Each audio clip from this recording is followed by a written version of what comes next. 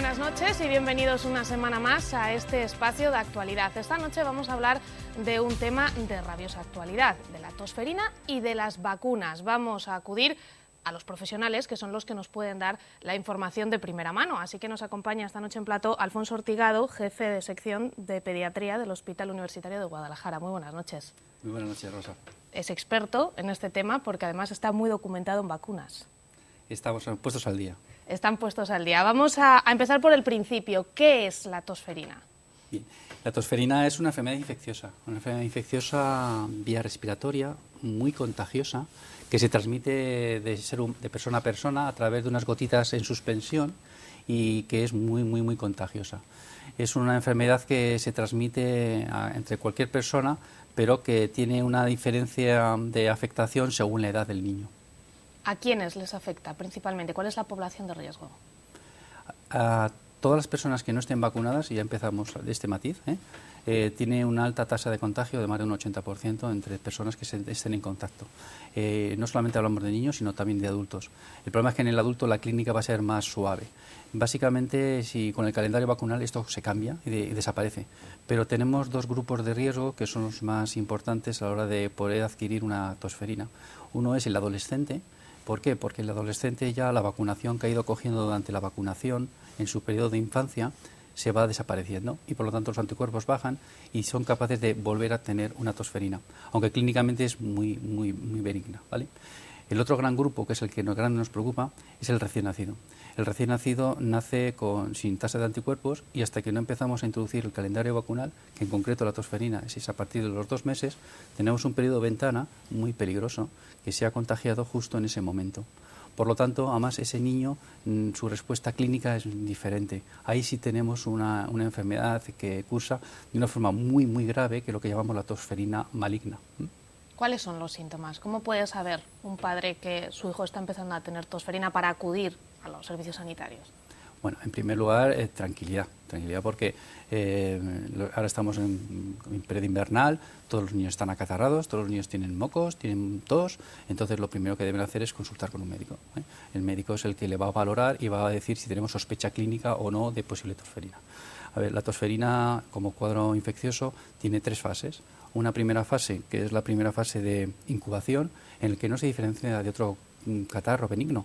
Hablamos de un poquito de congestión, moquito y tos, pero que viene luego la segunda fase. La segunda fase, lo que caracteriza la tosferina son la tos. La tos en acceso, se llama paroxística, es un acceso de tos muy importante que al niño le produce a veces pues incluso vómitos y que al final le produce el famoso gallo. Gallo es que hace un ruido inspiratorio. Bueno, pues esto es algo que clínicamente es muy llamativo, es una tos que cualquier manipulación, a lo mejor el niño entre medias está bien, pero cuando se le manipula, pues sobre lo típico, a lo mejor lo va a comer, o si hace algún gesto, o nosotros cuando le estimulamos al explorar, empieza a hacer una tos que es paroxística, que no cede, y que es lo que nos da la sospecha clínica, ¿vale? A partir de ahí viene la tercera fase, que es una fase de convalecencia. Es que a lo mejor eso desaparece, pero la tos no se te va. Es más suave, pero puedes estar hasta un mes tosiendo. Lo importante es cogerlo lo antes posible, es decir, detectarlo y diagnosticarlo lo antes posible en estos casos. Correcto. Sí. Aquí en este caso es muy importante el diagnóstico precoz y tener lo que llamamos la sospecha clínica. Cuando nosotros valoramos a pacientes podemos tener la sospecha de un caso de tosferina. Esto es un caso probable, ahora hay que confirmarlo. Por lo tanto, una vez que se sospecha, lo que tenemos que hacer es determinar si existe ese germen o no. Por lo tanto, procedemos ya a hacer unas pruebas que son específicas para saber si tiene esta bacteria, que es la Bordetella pertussis. Esta técnica se hace de una forma relativamente fácil. Hay que cultivarlo. Los cultivos de Bordetella son complicados, pero tenemos una técnica actual, que es la PCR, que es la reacción en cadena de la polimerasa, que es una técnica rápida en cuanto a su resultado y técnicamente muy accesible, porque es simplemente coger una muestra de la vía nasal del niño y se procesa. Si es positivo, es específico de la Bordetella. Por lo tanto, ahora ya tenemos confirmado el caso de tosferina. ¿Cómo se trata? La tosferina, una vez que hemos tenido el diagnóstico, debemos proceder a su tratamiento. El tratamiento, va a depender un poquito si es un recién nacido o es un niño mayor o es un adulto. Básicamente tratamos con antibióticos. Los antibióticos que se usan para, en este caso, la tosferina, son unos antibióticos especiales que se llaman macrólidos. En concreto es la eritromicina, claritromicina. Nosotros, no obstante, en recién nacidos, en niños pequeñitos, no usamos la eritromicina porque se complica con una enfermedad, posible relación con la estenosis hipertrófica de píloro, y usamos otro que es la citromicina. En definitiva, un antibiótico que es muy fácil de dar, muy bien tolerado y que erradica al germen. Es importante la detección precoz, es importante el tratamiento, acudir a los profesionales, pero es muy importante la prevención. ¿Cómo lo prevenimos? A ver, la prevención ya está establecida. Sí, de hecho, yo creo que España es uno de los países con unos calendarios vacunales de los más completos a nivel mundial. Y yo creo que lo que hay que hacer es simplemente respetar el calendario que se debe seguir en la población infantil. Este calendario infantil abarca enfermedades muy importantes y que son enfermedades que les hemos perdido el miedo, el respeto, porque ya no ocurre. Hablamos de la polio, hablamos de las epiglotitis, hablamos de muchas meningitis. Bueno, pues todo eso es gracias a que el calendario vacunal ha hecho posible que estas enfermedades desaparezcan. Pues la tosferina es otra enfermedad que afortunadamente está muy controlada porque los niños están vacunados desde los 2 meses de edad. El problema es que ahí surge un problema ahora peligroso, que es el recién nacido.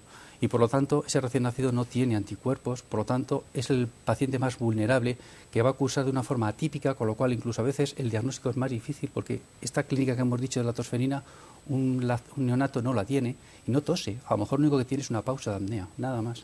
Y no estamos esperando esa respuesta que he dicho antes, no la vamos a tener. ¿Y por qué? Porque como no tiene anticuerpos, su respuesta va a ser diferente. Y entonces ahora surge una nueva forma de prevenir a estos niños, que aunque la Asociación Española de Pediatría ya la lleva defendiendo hace años, ahora ya se está poniendo en marcha, y es vacunar a la embarazada.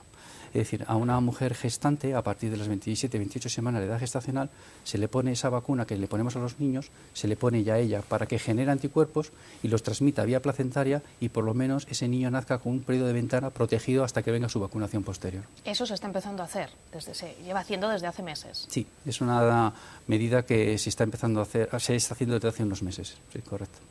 Cualquier persona, cualquier mujer embarazada que esté entre esas semanas, si no está en el caso, debe preguntar, debe asesorarse, debe acudir a los profesionales que son los que le van a dar la información.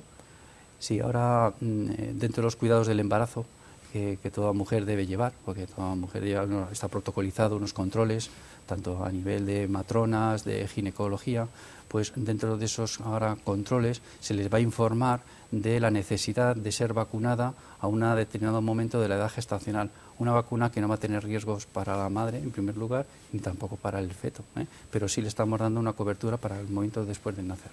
Aunque luego profundizaremos en el asunto, tanto en cuestión de niños como en cuestión de embarazos, es importante llevar ese seguimiento, es decir, que los profesionales de la medicina lleven un control para poder enfrentarse a posibles complicaciones que pueda haber. No hacerlo por libre, por decirlo de alguna manera, permítame la expresión.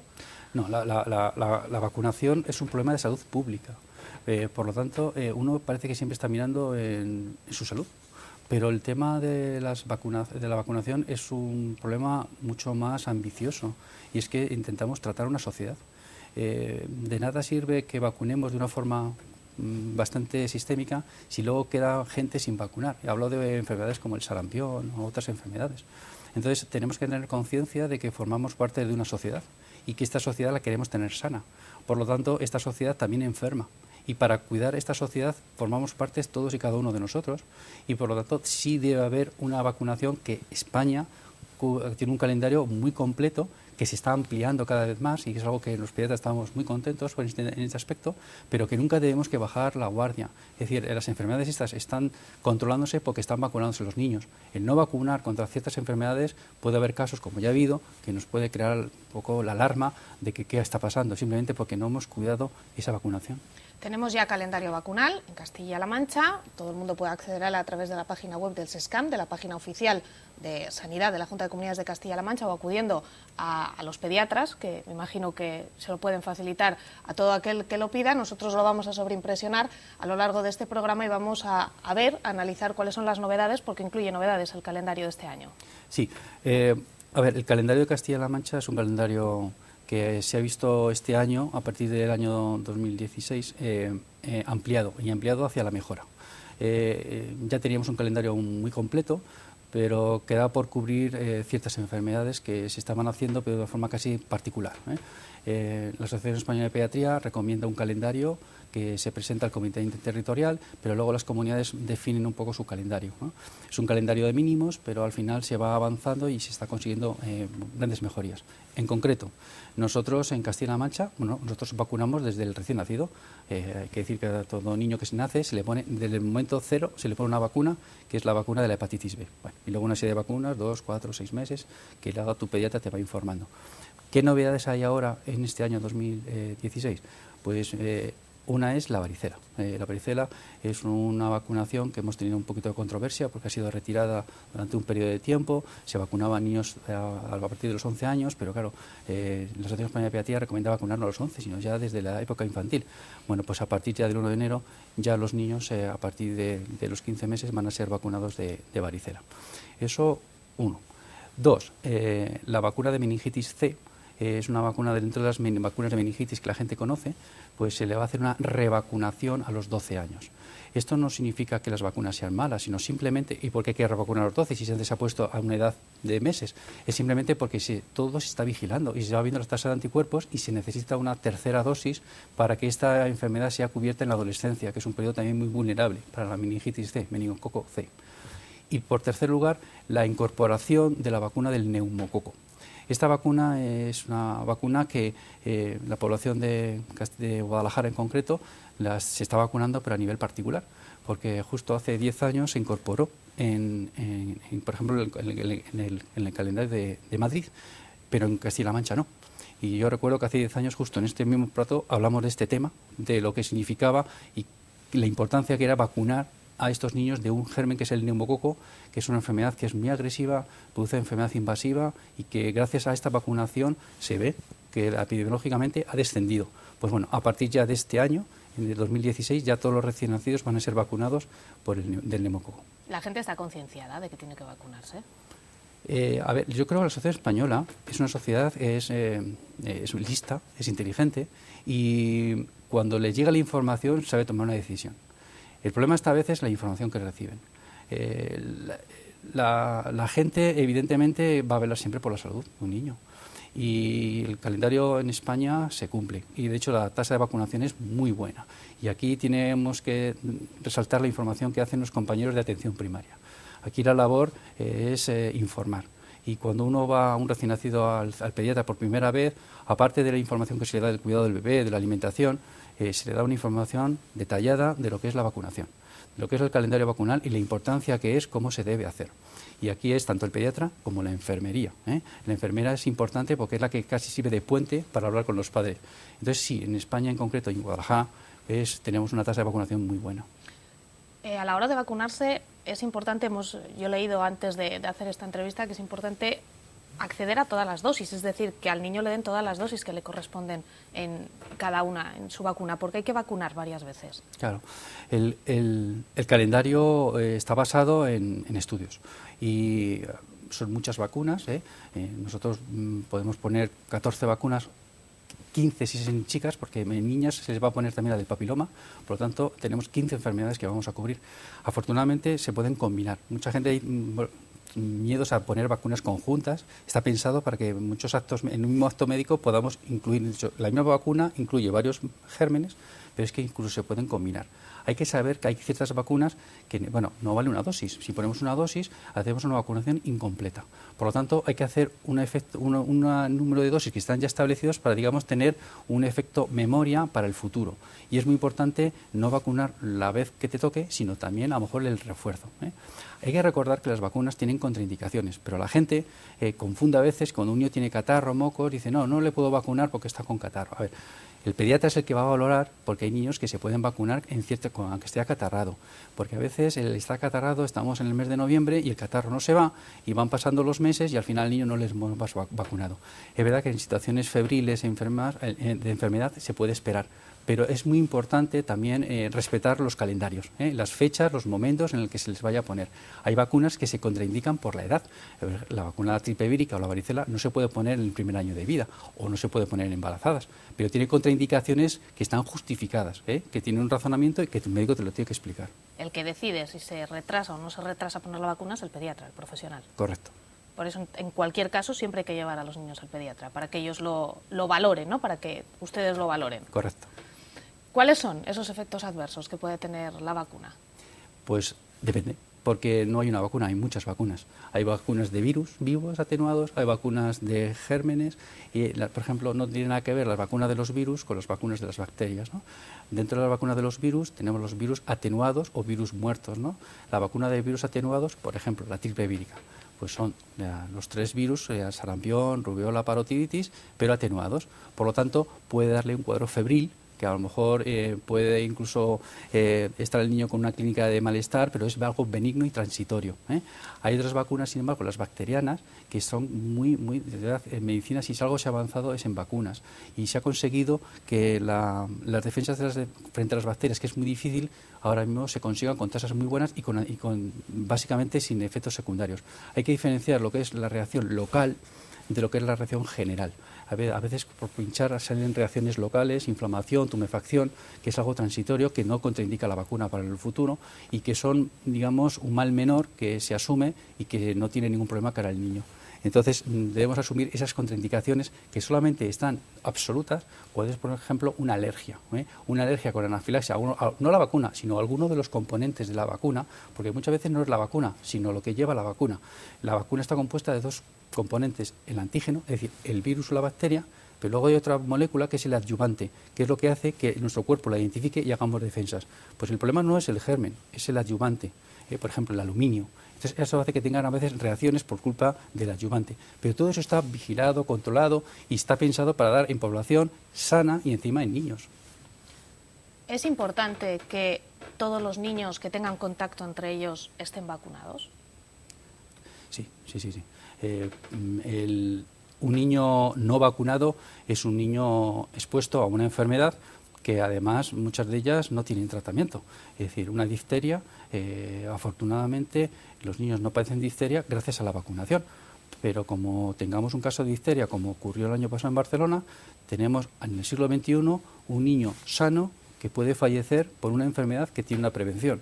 Por lo tanto, es muy importante que el hecho de que queramos vivir en un mundo feliz, sin enfermedades, eso no hace que mañana puedas adquirir una enfermedad que la gente no es consciente de ella porque la gente está vacunada, pero no hay que bajar nunca la guardia contra las enfermedades. Le hago la pregunta porque existe una moda, una corriente en la que hay padres que deciden no vacunar a sus hijos, porque es la decisión que deciden para sus hijos, pero puede tener efectos en el resto de niños. Esto es una lucha que el mundo de la pediatría tiene desde hace ya tiempo y que hay que basarse en estudios serios, científicos, y no en impresiones ni en comentarios que emitidos de forma anónima va generando un bulo. Hablo de las redes sociales. Siempre hemos dicho que las redes sociales, Internet, es muy beneficiosa, pero también tiene muchos peligros para el mundo de la sanidad y para otros muchos mundos. Hay que saber muy bien qué es lo que se busca, dónde buscar y si esa información es veraz o no. Sobre todo en niños y en materia de sanidad puede hacer mucho daño. Fijaros, el tema de las vacunas y el problema que pueda generarse en niños no es nuevo, viene desde hace mucho tiempo. Las primeras vacunas se pusieron en el año 60, que fue la polio, luego la difteria tétanos, 63, 65, año 1963-65. Siempre ha habido que si las vacunas generaban problemas, incluso a largo plazo, importantes. Se relacionan muchas veces, ciertas vacunas con el autismo, se relacionan muchas veces ciertas vacunas con el aumento de la diabetes en la población infantil. Bueno, pues todo eso que se ha emitido, los propios mundo científico está preocupado, ¿no? Es que su meta es vigilar la salud de un niño. Vamos a vacunar a un niño sano. ¿Cómo vamos a poner a un niño sano algo que le va a producir una enfermedad? Eso en medicina no es concebible. En 1998, que todavía lo arrastramos, en el Reino Unido, pues incluso un médico relacionó la posible relación de la vacuna sarampión con el autismo es el doctor Wakefield, Andrew Wakefield. Bueno, pues en 1998 el Colegio de Médicos británico acusó a este médico, se hizo una investigación y la publicación científica que salió en el Lancet se demostró que fue un comportamiento no honrado y que fue reconocido por el propio Wakefield. Bueno, pues demostrado científicamente, pues todavía arrastramos, ese comentario hizo mucho daño porque generó desconfianza. En medicina y sobre todo en vacunas tiene que haber confianza. Confianza en lo que se está haciendo, porque las vacunas vienen detrás de una investigación muy estricta en que los laboratorios, con gente muy profesional, se dedica a sacar un producto que tiene muchos filtros y hay una serie de ensayos que el propio laboratorio los para cuando hay dudas. Yo no digo que haya problemas, sino cuando hay dudas. Entonces tiene que haber una máxima confianza cuando una vacuna está en el mercado. ¿Qué se puede hacer para rebatir esa idea de la gente que piensa que no hay que vacunar a los niños? Informar. Hay que hablar. Y yo cuando alguna vez he tenido algún padre que yo primero lo escucho. ¿Se le han dado casos de sentarse en su consulta a decírselo? Sí, sí. Que ellos preferirían no vacunar a su hijo. Entonces, bueno, es una decisión personal. Usted es el padre, es el responsable para todo. Entonces, exprésese. Y a mí más me gusta oír sus impresiones porque quiero saber de dónde sale la información, pero a partir de ahí yo quiero saber que esa información la quiero contrastada, no quiero impresiones, quiero información seria, que científicamente se ha demostrado, y entonces evidentemente es que es un motivo de debate, pero lo que no podemos hacer es debatir cuando no hay información. Yo no puedo hablar de mi coche cuando se rompe el carburador, pues no tengo ni idea, pues yo hablaré de lo que sé. Y si no tengo conocimiento, irá el profesional que de ese tema me hable.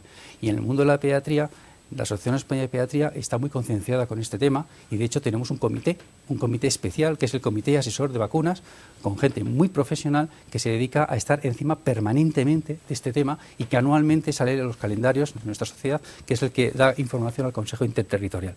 Yo cuando un padre me explica, yo pasamos a dar información. ¿Sabes lo que significa una polio? ¿Sabes lo que significa una epiglotitis? ¿Sabes lo que significa una meningitis por neumococo? ¿Sabes lo que significa una difteria? Que un niño puede coger una difteria y yo a tu hijo, si se le diagnostica, podemos tener la alta probabilidad de que fallezca. Es decir, estamos hablando de fallecimientos, estamos hablando de enfermedades que deben ser evitadas porque tienen un final, puede ser trágico. Entonces, y además no tenemos tratamiento. Es decir, una difteria, la medicina actualmente no tiene capacidad de dar respuesta a las toxinas de la difteria. Y por lo tanto estamos cruzados de manos. Entonces hay que informar a un padre y yo creo que los padres, evidentemente, cuando les llega la información correcta, yo siempre que he tenido un caso de esto, cuando he hablado con ellos, al final han tomado la decisión de vacunar. No lo hemos dicho, pero antes de que se nos acabe el tiempo, ¿en determinadas enfermedades es necesario vacunar a los adultos que están en contacto con los niños? Bueno, depende, en este caso vamos a hablar de la tosferina, ¿vale? Todo el mundo debería estar vacunado con la hepatitis B, por ejemplo, pero vamos a centrarnos en la tosferina porque, por desgracia, pues al haber casos, sale en los medios de comunicación, pues salta la alarma y cuando salta un caso, ¿qué es lo que se debe hacer? Pues si hemos dicho que se transmite a nivel humano-humano y que es muy contagioso, pues no solamente son los niños los que tienen que ser vacunados, es que a lo mejor el que lo transmite no es un niño, es un adulto. Por lo tanto, todas las personas que trabajan en su día a día o tienen contacto con niños pequeñitos deberían estar vacunados contra la tosferina. Hablo de los pediatras, hablo de las enfermeras que trabajan con niños, hablo de las guarderías. Todas estas personas que tienen un contacto deberían estar vacunados para... Seguramente la tosferina a ellos no les va a pasar nada, pero puede ser el vector para un niño que esté con ellos. Pues toda la información, ya saben ustedes, la pueden tener a través, sobre todo, insistimos nuevamente, lo ha dicho el doctor, pero desde aquí también lo decimos, que acudan a los profesionales porque ellos son los que mejor información les van a dar y que tengan muchísimo cuidado a la hora de mirar a través de redes sociales y también a través de los distintos buscadores de Internet. Existe cada vez más información por los mecanismos que se debe dar y la gente cada vez está más informada en el tema de las vacunas. Eso es algo que desde los pediatras se está notando, ¿verdad? Muchísimo, no, la información llega, pero también hay que saber frenar la desinformación. Pues para frenar la desinformación estamos nosotros, están los profesionales y los medios de comunicación que servimos de vehículo. Lo tenemos que dejar aquí, nos quedamos sin tiempo, pero ya le invitamos a futuros programas para seguir hablando de vacunas y demás asuntos relacionados con los más chiquititos, que son los que a veces están más indefensos, con los niños. Alfonso Ortigado, jefe de sección de pediatría del Hospital Universitario de Guadalajara, muchísimas gracias por acompañarnos. A ti. Gracias a ustedes. En 7 días más protagonistas. Buenas noches. Ya saben, acudan a quienes les pueden dar la mejor información, la información de primera mano. Buenas noches.